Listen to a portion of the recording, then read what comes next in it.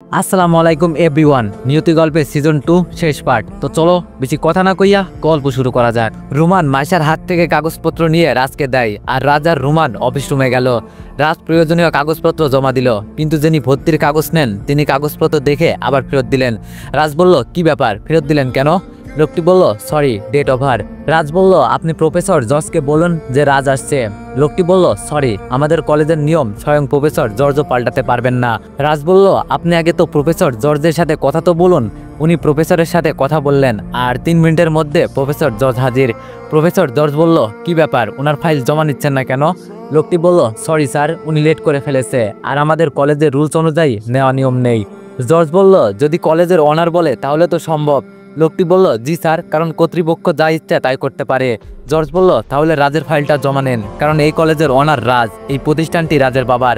তখন লোকটি চমকে যায়, রাজের কাছে এসে রাজের হাত ধরে বলে, সরি স্যার, আমি চিনতে পারিনি, আপনি যা বলবেন তাই হবে। রোমান রাজের দিকে তাকিয়ে বলল, ও মাই গড, রাজ তুমি কলেজের মালিক? রাজ বলল, চুপ, কাউকে কিছু বলবে না। রাজ আর রোমান অফিস থেকে বের হয়ে মাইশার দিকে তাকিয়ে আছে। মাইশা কেঁদেই চলেছে। এমন সময় মাইশার ফোনে মেসেজ আসলো, Maisha your admission confirm. Maisha SMS দেখেই খুশিতে লাফ দিয়ে ওঠে আর মাইশা দৌড়ে রোমানের দিকে যায়। মাইশার নিজের আবেগকে ধরে রাখতে না পেরে রোমানকে জড়িয়ে ধরতে যাবে, এমন সময় রোমান বলল, নো সিস্টার, আমি না, রাজকে ধরো, সব রাজের জন্য সম্ভব হয়েছে। মাইশা ধরতে যাবে কিন্তু লজ্জায় ধরতে পারল না। মাইশা রাজের দিকে হাত বাড়িয়ে দিয়ে বলল, আমি মাইশা ফ্রম ইন্ডিয়া, আর আমি রাজ ফ্রম প্রতিবেশী বন্ধু শত্রু। মাইশা বলল, শত্রু আর বন্ধু যাই হোক না কেন, আপনি আমার জীবন বাঁচিয়েছেন, আমি তো সুইসাইড করার চিন্তা ভাবনা করেছিলাম। রাজ বলল, সামান্য কারণ নিয়ে সুইসাইড? মাইশা বলল, তাছাড়া কি করব, অনেক স্বপ্ন নিয়ে এখানে পড়তে আসি, সেই স্বপ্নই যদি পূরণ না হয়। 1 মাস পর রাজ আর মাইশা রিলেশন হয়ে গেছে, একজন আরেকজনের জন্য জীবন দিতে প্রস্তুত। এইদিকে গ্রিসের সরকার রানী এলিজার হত্যার রহস্য বের করে ফেলেছে। ঋতু ইথান আর অ্যাথেন্স সম্পর্কে পুরো স্টাডি করে আর তারপর থেকেই ঋতুর লোভ এই শহরের ক্ষমতার। কিন্তু একজন সাধারণ মানুষ চাইলেই এইসব পারে না, এর পিছনে অদৃশ্য এক শক্তি আছে যার কথা মতো ঋতু কাজ করে। আর শহরের আর ক্ষমতার লোভ সেই অদৃশ্য শক্তি দেখিয়েছে। আরেকটা বই লিখেছিল ইথান নিজেই, লিখেছিল অ্যাথেন্স শহরের শক্তি, দুর্বলতা বলতে গেলে পূর্বপুরুষ থেকে শুরু করে এখন পর্যন্ত সবকিছু লেখা ছিল ওই বইয়ে। কিন্তু ঋতুর সন্তানকে তা এখনো গোয়েন্দা বিভাগ তথ্য দিতে অসফল। রাজ বলল, মাইশা চলো না আমরা বিয়ে করে ফেলি। মাইশা বলল, কি বলে এসব, এখনই বিয়ে? রাজ বলল, কেন, বিয়ে করতে সমস্যা? মাইশা বলল, এখন তো আমাদের পড়াশোনা শেষই হয়নি। রাজ বলল, সেই পর্যন্ত বুড়ো বুড়ি হয়ে যায়, তখন বিয়ে করে কি লাভ হবে? মাইশা বলল, কেন, আমি তোমার বুকে মাথা রেখে বাকিটা জীবন কাটিয়ে দিব। রাজ বলল, আর বাচ্চা? মাইশা বলল, হবে তখন। রাজ বলল, বুড়ো বয়সে বাচ্চা হবে? মাইশা বলল, হবে। এখন এইসব ভেবে সময় নষ্ট করলে চলবে না। রাজ বলল, চলো আমার ফ্ল্যাটে যাই। মাইশা বলল, তোমার ফ্ল্যাটে কেন? রাজ বলল, বুঝো না কেন? মাইশা রাগ দেখিয়ে বলল, তোমার কি আমাকে সেই রকম মেয়ে মনে হয়? রাজ বলল, আমার যা চাহিদা তাই বললাম, বাকিটা তোমার ইচ্ছা, আর তুমি আমার গার্লফ্রেন্ড, তোমার থেকে আশা করতেই পারি, ভালোবাসি তো। মাইশা বলল, রাজ, ভালোবাসা মানে শুধু এইসব না, এর বাইরেও অনেক কিছু আছে যা তুমি বোঝো না। রাজ রাগ দেখিয়ে চলে গেল মাইশার কাছ থেকে। আর এইদিকে নীলা নামের মেয়েটি আজও রাতথেরের পথ চেয়ে বসে আছে। সে আসবে, তাকে প্রাইভেট পড়াবে। রাতথেরের জন্য 2টা শার্ট কিনে রেখেছে টিফিনের টাকা জমিয়ে। শেষবার হলো রাতছাড়ের সাথে দেখা করতে চায় নীলা। রাতে শুয়ে শুয়ে প্রতিদিন সে একই কথা ভাবে, শেষবার, কারণ আজ বাদে কাল বিয়ে নীলার। নিজের ব্যাকুল মনের কথাগুলো বলতে চায় রাজকে। এইদিকে লেডি বাইকার জেরিন ইউনিভার্সিটিতে এক স্যারকে ক্লাস চলাকালীন থাপ্পড় মেরে বসেছে। সেটা নিয়ে কিছুদিন ধরে ঝামেলা চলছে, কিন্তু প্রফেসর জর্জ কোনো সিদ্ধান্ত নিতে পারছে না, কারণ জেরিন রাজের দেশের প্রফেসর, তা জেনেছে। তাই একটা সমতায় আসার জন্য কলেজের কর্তৃপক্ষ মানে রাজকে আমন্ত্রণ করা হয়েছে, ছাত্র হিসাবে নয়, কলেজের মালিক হিসাবে। সমতায় এই জন্য বসা, তার কারণ হলো এই কলেজের বাজে পোলাপানদের সাথে চলাফেরা কলেজের রেপুটেশন খারাপ করতে অনেক কিছু করতে পারে। তাই রাজকে আসতে বলা হয়েছে, রাজ যা সিদ্ধান্ত নিবে তাই হবে। কলেজের সকল শিক্ষক আর জেরিন ক্লাসের সকল স্টুডেন্ট বসেছে, সবাই সময় মতো হাজির, কিন্তু রাজের কোনো খবর নেই। কর্তৃপক্ষ চেয়ারটা এখনো খালি। রাজ পায়ে হেঁটে কলেজে ঢুকে দূর থেকে জেরিনের কাছে চেনা চেনা লাগছে। কাছে আসতেই জেরিন চিনতে পারে, পোশাক পাল্টে গেলেও চেহারাটা পাল্টায়নি। জেরিন হা করে তাকিয়ে আছে, কারণ জেরিন জানে রাজ একটা ফকির। মালিক তো দূরের কথা, এখানে আসলো কিভাবে, এত টাকা পাইলো কই, আবার নাকি এই কলেজের মালিক। এখন জেরিন ভাবছে রাজ নাকি অন্য কেউ, কারণ মানুষের মতো অনেক মানুষ আছে। রাজ কিছুক্ষণ চুপ করে বসে থাকে, কিন্তু জেরিন হা করা মুখটা দেখেই রাজ বলল, অবাক হওয়ার কিচ্ছু নেই, আমি সেই রাজ, আর তুমি এই কলেজে কেন, এই দেশ ছাড়ার ব্যবস্থা করব? প্রফেসর জর্জ, আমি কি বলছি শুনতে পেয়েছেন? জি স্যার, তাই হবে বলেই রাজ চলে গেল। আর জেরিন রাগে ফেটে যাচ্ছে। রাগ হলেও কিছু করার নেই। প্রফেসর তখনই পাসপোর্ট ব্যান করে দিল, মাত্র 2 দিন থাকতে পারবে। রাত 2টা বাজে, রাজের চোখে ঘুম নেই। এমন সময় বিদ্যুৎ চলে গেল। রাজ উঠে মোমবাতি জ্বালিয়ে দেয়, কিন্তু নিভে যায়। আবার জ্বালিয়ে দেয়, কিন্তু আবার নিভে যায়। তখন হালকা গরম বাতাস আসে জানালা দিয়ে, আর তখন অলৌকিক একটা লাইট অন হয়ে যায় রুমটাই। তখন পুরো আলো অলৌকিক একটা লাইট অন হয়ে যায় রুমটা। তখন পুরো আলো দিনের মতো চকচকে। এমন দরজাটা খুলে যায়। দরজা দিয়ে একটা কালো কুসকুসে পোশাক পরা মাথা থেকে পা পর্যন্ত লোকটি এসে সোফায় বসে। রাজ ঘেমে অস্থির। অদ্ভুত কালো ছায়াটি এসে সোফায় বসে পায়ের উপর পা তোলে আর রাজের দিকে তাকিয়ে আছে। লোকটি বলল, তুমি নিশ্চয়ই ভাবছো আমি কে? রাজ ভয় পেয়ে বলল, জি জি, আপনি কে? লোকটি বলল, তুমি ভয় পাচ্ছ কেন? রাজ বলল, না না, কই পাচ্ছি। লোকটি বলল, বুঝেছি, আমার এই ছায়ার শরীর দেখে ভয় পাচ্ছ। তখন অদ্ভুত কালো ছায়াটি মানুষের রূপ ধারণ করলো, কিন্তু সেটি রাজের রূপ। রাজ বলল, আপনি আমার রূপ ধারণ করলেন কেন? লোকটি বলল, আমি তোমার রূপ ধারণ করিনি, আমি তোমার বাপ ইথান, ডাকনাম নীল। রাজ বলল, বাবা, আপনি আমার বাবা? আমি বিশ্বাস করি না। ইথান বলল, তুমি কি এইসব দেখেও বিশ্বাস করছো না? রাজ বলল, কি করে করি? যেই বাবা আজ পর্যন্ত ছেলের খোঁজ নেয়নি, কেমন বাবা আপনি? ইথান বলল, আমি সব সময় তোমার কাছেই থেকেছি, তোমার আশেপাশে। রাজ বলল, কই, আমি তো দেখিনি। ইথান বলল, তুমি কি করে দেখবে? আমি যে মৃত একটা ছায়া মাত্র ছিলাম। রাজ বলল, কি, আপনি মৃত? নীল বলল, আল্লাহ তোমার কথা শুনেছে। রাজ বলল, মানে? নীল বলল, তুমি যেদিন অসুস্থ ছিলে তার আগের দিন তুমি আল্লাহর কাছে প্রার্থনা করেছিলে তোমার বাবা মায়ের জন্য, আর আল্লাহ তোমার কথা শুনেছে। তারপর থেকে অদৃশ্য থেকে তোমার সামনে আসি, সব কিছু স্পর্শ করতে পারি। রাজের চোখে মেঘ জমে আছে, যে কোনো সময় বৃষ্টি নামতে পারে। এমন সময় রাজ বলল, আমি কি তোমাকে জড়িয়ে ধরতে পারি? বাবার বুক কেমন হয় আমি জানি না। নীল 2 হাত উঁচু করে রাজকে ডাকে। রাজ দৌড়ে নীলকে জড়িয়ে ধরে। এইদিকে জেরিন গ্রিসের কোথাও আশ্রয় না পেয়ে পুলিশের ধাওয়া খেয়ে অ্যাথেন্স শহরে ঢুকে পড়ে, কারণ জেরিনের জন্য অ্যাথেন্স শহরের দরজা খোলা। কিন্তু রানীর অনুমতি ছাড়া পুলিশ প্রবেশ করতে পারবে না, তাই পুলিশ ব্যর্থ হয়ে ফিরে আসে। কিন্তু জেরিন বাইক নিয়ে ঢুকে আছে বিপাকে। সে কোথায় আছে বুঝতে পারছে না, কারণ রাস্তায় চলছে ঘোড়ার গাড়ি। রাস্তাঘাটে কোনো ইঞ্জিন চালিত যানবাহন নেই। লোকজনের গায়ে পুরনো রাজা বাচ্চার আমলের পোশাক। আর একটু সামনে এগিয়ে যেতে চোখে পড়ে রাজা বাচ্চার সিপাহী, হাতে বল্লম নিয়ে ঘুরে বেড়াচ্ছে। আর একটু আগাতেই ফুল বৃষ্টি হতে থাকে। জেরিন তো অবাক, রাস্তার 2 পাশে সারিতে সারিতে হাতি সুর দিয়ে ফুল দিচ্ছে। জেরিন বাইক নিয়ে স্লো মোশনে এগিয়ে যাচ্ছে। যেতে যেতে রাজপ্রাসাদের সামনে গিয়ে হাজির। 2 তলায় দাঁড়িয়ে 3 জন, রানী মাঝখানে আর 2 পাশে দেহরক্ষী। জেরিন বাইক স্ট্যান্ড করে নামে, কিছুই বুঝছে না, হাবার মতো দাঁড়িয়ে আছে। রানী হাত দিয়ে ইশারা করে বললেন জেরিনকে উপরে নিয়ে আসতে। জেরিন ভিতরে যায়, রানীর সামনে দাঁড়িয়ে আছে। ছোটবেলায় শুধু রাজা বাচ্চার গল্প শুনেছে, জীবনের চোখেও দেখে নাই, কিন্তু আজ দেখছে। রাজবাড়িটা ঘুরে ঘুরে দেখতে লাগলো। অসাধারণ ছবি আঁকা, বাঘের চামড়া, হরিণের মাথা, আরও অনেক কিছু। জেরিন রানীকে জিজ্ঞেস করলো, আপনাকে কেমন জানি চেনা চেনা লাগছে। রানী মুচকে এসে সোফিয়াকে ইশারা করলো। সোফিয়া গিয়ে জেরিনের 1 হাত পিঠে চেপে ধরলো। ওপর হাতের বুড়ো আঙুল দিয়ে জেরিনের কপালে চেপে কিছু একটা বলে জেরিনের মাথায় ফু দিল। আর জেরিন চোখ বন্ধ করলো। 2 মিনিট পর ছেড়ে দিল। জেরিন চোখ খুলতেই চোখ পুরো নীল হয়ে গেছে। পাশেই একজন দাসী দাঁড়িয়েছিল, তার উপর ঝাঁপিয়ে পড়ে জেরিন। আর ঘাড়ে বসায় চকচকে বড় বড় দাঁত। রক্ত খেয়ে সোফিয়ার কাছ থেকে তলোয়ার নিয়ে মাথা 2 ভাগ করে মাথার মস্তিষ্ক খেয়ে ফেলে জেরিন। রানী ঋতু জেরিনকে ডাক দেয়, এবার জানতে পেরেছো আমি তোমার কে? জেরিন বলল, মা। নীলের ছেলে রাজ আর ঋতুর মেয়ে জেরিন। জেরিনের বয়স পূর্ণ হলো। জেরিন মায়াশক্তির অধিকারী এখন, কিন্তু রাজ কোনো মায়াশক্তি পায়নি। কিন্তু রাজের উপর কোনো মায়াশক্তি কাজ করবে না। নীল রাজকে নিয়ে নিজের ল্যাবে গেল। রাজ ল্যাবটা ঘুরে ঘুরে দেখে। হঠাৎ নীলকে প্রশ্ন করে বসলো, বাবা, আমার মা কোথায়? নীল কিছুক্ষণ চুপ থেকে বলল, তোমার মা পাশের শহরের রানী, রানী ঋতু। রাজ বলল, আমার মা বেঁচে আছে? নীল বলল, বেঁচে আছে। রাজ বলল, আমি আমার মায়ের কাছে যাব? নীল বলল, তোমার মায়ের কাছে যেতে হলে সময়ের দরকার, কিন্তু সেই সময় তোমার হাতে নেই, খুব তাড়াতাড়ি দেখা পাবা। রাজ বলল, মায়ের কাছে যেতে সময় লাগবে কেন বাবা? বুঝলাম না। নীল রাজকে একটা বই দেখিয়ে বলল, ওই বইটা পড়ো, আমার জীবন কাহিনী সব জানতে পারবে।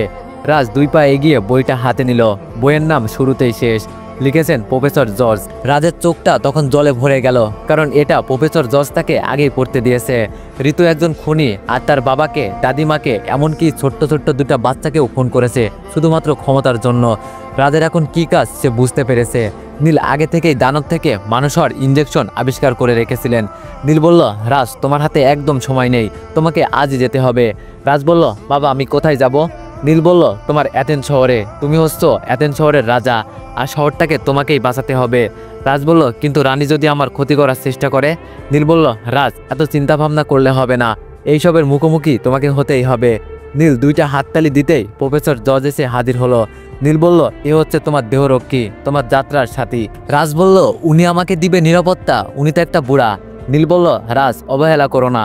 রাজ বলল, তাই বলে বাবা, এই সময় ওনাকে নিয়ে কি হবে? নীল ইশারা দিতেই প্রফেসরের শরীর ছিঁড়ে ফেটে একটা নেকড়ে বের হলো। রাজ ভয়ে নীলের পাশে গিয়ে দাঁড়ায়। রাজ ভয়ে ভয়ে বলল, তাহলে উনি প্রফেসর ছিলেন না, একটা নেকড়ে? নীল বলল, ভয় নেই, ও তোমার সাথে সবসময় থাকবে। রাজ বলল, একটা নেকড়ে সবসময় সাথে থাকবে যদি খেয়ে ফেলে? নীল বলল, রাজ, ও তোমার জন্য জীবন দিতে প্রস্তুত, তোমার জীবন নিতে না। রাজ বলল, ভয় ভয় লাগে তো, আরও কেউ আছে? নীল এবার দুইটা আঙ্গুল দিয়ে তুড়ি বাজাতেই মাইশা এসে হাজির। রাজের মুখ দিয়ে কোনো শব্দ বের হওয়ার আগেই নিজেই নিজের মুখ চেপে ধরল, আর রাজের চোখ আশ্চর্য হয়ে গেল। মাইশা একটা নেকড়ে? নীল বলল, রাজ, মাই বয়, মাইশা নেকড়ে নয়, মাইশা তোমার আসল রূপ দেখাও। মাইশা গোল গোল করে 3 বার ঘুরতে নিজের আসল রূপে বের হয়ে আসলো। মাইশা একটা পরী, কিন্তু আগের তুলনায় মাইশাকে অনেক রূপবতী লাগছে। রাজ বলল, মাইশা কি আমার সাথে থাকবে? নীল মুচকে হেসে বলল, ও হচ্ছে মায়াপরী, ওর মায়ের হাত থেকে কেউ বাঁচতে পারে না, যা তোমার এই সফরে কাজে লাগবে। যারা তোমার উপর ক্ষিপ্ত থাকবে তারা তোমার বন্ধু হয়ে যাবে মায়ার ফলে। রাজ মনে মনে ভাবলো, তাহলে আমাকে ভালোবাসে নাই, আমাকেও তার মায়ার জালে ফাঁসিয়েছে। হঠাৎ রাজ বলে উঠল, আচ্ছা, তোমাকে বাবা বাবা মনে হয় না কেন? নীল বলল, কি মনে হয়? রাজ বলল, বন্ধু মনে হয়, তোমার বয়সটা দেখছো, একদম সেম সেম, তোমার আবার বিয়ে করাবো। নীল হেসে বলল, চুপ ফাজিল ছেলে। রাজও হেসে ফেলল। রাজ নীলের থেকে বিদায় নিয়ে চলে গেল। ছেলেকে বিদায় দিয়ে নীলের চোখ জলে ভরে গেল, কারণ সবশেষে নীলকে আবার বিলুপ্ত হয়ে যেতে হবে, বাতাসে হারিয়ে যেতে হবে। ছেলেকে আর বুকে জড়িয়ে ধরতে পারবে না, এটা রাজকে বলা হয়নি। সবশেষে নীল আর থাকবে না। রাজ চলল তার রাজ্য জয়ের উদ্দেশ্যে। সঙ্গে আছে প্রফেসর জর্জ, মানে উনি একটা নেকড়ে, আর আছে মাইশা, যে মায়াপরী। 3 জন চলতে চলতে অ্যাথেন্স শহরের সীমান্তে দাঁড়িয়ে আছে। আর এক পা এগোলেই অ্যাথেন্স শহর। তখন রাজ বলল, জর্জ, আপনি একটু সাইডে যাবেন? জর্জ বলল, জি। রাজ মনে মনে বলল, বাহ, বাদ্য নেকড়ে তো। জর্জের সাথে মাইশাও চলে যাচ্ছে। রাজ বলল, মাইশা, তুমি কই যাচ্ছ? মাইশা বলল, আপনি ইয়ে করবেন না? রাজ বলল, ইয়া মানে? মাইশা বলল, মানে হিচু করবেন না, তার জন্যই তো সাইডে যেতে বললেন। রাজ বলল, আমার তোমার সাথে কথা আছে, আর তুমি আপনি করে বলছো কেন? মাইশা বলল, কি বলবেন তাড়াতাড়ি বলেন। রাজ বলল, তুমি আমাকে মায়া করেছো, ভালোবাসোনি একটুও। মাইশা বলল, আমার নাম কি জানেন তো? মায়াপরী। মায়া করা আমার কাজ। এখন চলেন শহরে প্রবেশ করি। শহরে প্রবেশ করা সহজ নয়, কারণ মেন প্লটে প্রহরী থাকে, যাদের চোখ সহজে ধোকা দেওয়া সম্ভব না। কিন্তু নীল বলেই দিয়েছে কি করে প্রবেশ করতে হবে। নীলের কথা মতো 3 জন প্রবেশ করে। রাজ শহরে ডান পা রাখতেই পুরো শহরটা কেঁপে উঠল। আচমকা শহর কেঁপে উঠল, এই নিয়ে ঋতুর মনে প্রশ্ন জাগে। হঠাৎ শহর কেঁপে উঠল কেন? এই শহরে কখনো ভূমিকম্প হয়নি, তার সাক্ষী পুরনো ইতিহাস। রানী ঋতু রিভাসকে ডেকে পাঠালেন। কিছুক্ষণের মধ্যে রিভাস এসে হাজির। রিভাস বলল, মহারানী আমাকে ডেকে পাঠিয়েছেন? ঋতু বলল, রিভাস, রাজ জ্যোতিষীকে তুমি সঙ্গে করে নিয়ে আসবে। রিভাস বলল, মহারানী ক্ষমা করবেন, রাজ জ্যোতিষী অসুস্থ আছেন, আমি সেখান হতে আসলাম। ঋতু বলল, ও না। আচ্ছা রিভাস, তুমি কি ভূমিকম্পের ব্যাপারে কিছু জানো? রিভাস বলল, না মহারানী, এই বিষয়ে আমার জানার ইচ্ছা নাই, আমি জ্যোতিষীর কাছে গিয়েছিলাম। ঋতু বলল, চোখ কান খোলা রেখো, আর শহরের নতুন লোক প্রবেশ নিষেধ করে দাও, বাইরের কেউ যেন প্রবেশ করতে না পারে। রিভাস বলল, জি মহারানী, আপনি যা বলবেন তাই হবে। ঋতু বলল, আর মহাবলীর আয়োজন শুরু করে দাও। আগামী অমাবস্যায় দেরিনের সব শক্তিকে আহ্বান করা হবে, আর সেই দিন আমার গরু অদৃশ্য ছায়া থেকে শরীর পাবে। রিভাস বলল, জি মহারানী। ঋতু বলল, যাও, আর প্রসাদে কড়া নিরাপত্তার ব্যবস্থা করো, একটা পিঁপড়েও যেন আসতে না পারে। ঋতুর মনে অজানা এক ভয় কাজ করছে, যা এর আগে কখনো হয়নি। এইদিকে রাজ শহরের ভিতরে ঢুকেই চলেছে। রাজের কাছে অদ্ভুত লাগছে, আবার ভালোও লাগছে, কারণ কোথাও কোনো ইঞ্জিন চালিত যানবাহন নেই, কোনো প্যাপু শব্দ নেই, নীরব এক শহর। পাশ থেকে 2 জন অদৃশ্য হয়ে গেল, মানে মাইশা আর জর্জ। আরে তোমরা কই গেলা? 3 জন একসাথে চলা যাবে না? আমরা আছি আপনার সাথে। অ্যাথেন্স শহরের রাস্তায় ঘুরে ঘুরে বেড়াচ্ছে রাজ, কোথায় যাবে কি করবে বুঝতে পারছে না। কিন্তু রাজ হঠাৎ করে বাইকের হর্ন শুনতে পায়। রাজ ভাবলো, বাবা বলল এই শহরের ইঞ্জিন চালিত যানবাহন চলা নিষিদ্ধ, তাহলে বাইক আসলো কোথা থেকে? রাজ ঘাটটা ঘুরিয়ে পিছনে তাকাতেই অবাক হয়ে যায়। আরে লেডি বাইকার জেরিন এখানে কি করে, কিভাবে সম্ভব? মায়াপরী বলল, উনি রানী ঋতুর মেয়ে, মানে আপনার বোন। জেরিনের চোখটা গিয়ে পড়ে রাজের উপর, দেখে অবাক। রাজের সামনে বাইক স্ট্যান্ড করে রাজের শার্টের কলার ধরে বলে, তুই এখানে কি করিস? রাজ বলল, তার আগে বলো তুমি এখানে কি করো? জেরিন বলল, এটা আমার শহর, আমার মা হচ্ছে এই শহরের রানী, কিন্তু তুই এখানে কি করিস? রাজ বলল, আমি ভুলে ঢুকে পড়েছি। জেরিন বলল, শহরে তো অচেনা লোক ঢুকতে দেওয়া হয় না, তাহলে তুই কেমনে আসলি? এইবার রাজের মুখে কোনো কথা নেই, চুপ হয়ে গেল। জেরিন বলল, সেই দিন তুই আমাকে কলেজ থেকে বের করে দিয়েছিলি না? ক্ষমতা শুধু তোরই আছে, আজ দেখাবো আমার ক্ষমতা।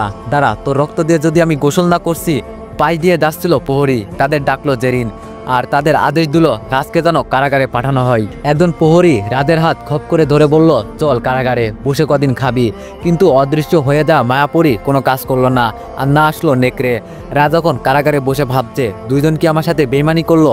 বিকেলে রাজসভা বসলো আর রাজকে হাজির করা হলো। রানী এখনো আসেনি, সিংহাসনটা খালি। হঠাৎ একজন চিৎকার করে ডেকে উঠল, মহারানী ঋতু প্রবেশ করছে রাজদরবারে। সবাই দাঁড়িয়ে গেলেন।